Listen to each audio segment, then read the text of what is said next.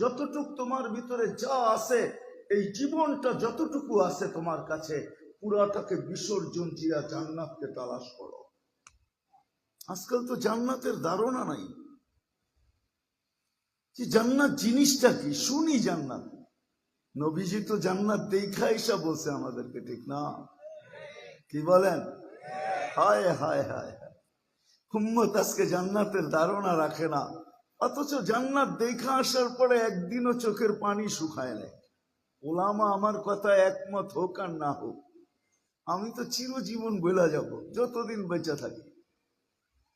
জান্নাত দেখা আসার পরে একদিনও চোখের পানি শুকায় নেয়, একদিন। জিবরিল মিকাইল জিজ্ঞাসা করছে, মা জালা আরা কাতাব কি, যখনই দেখি তো আপনার চোখে পানি কেন?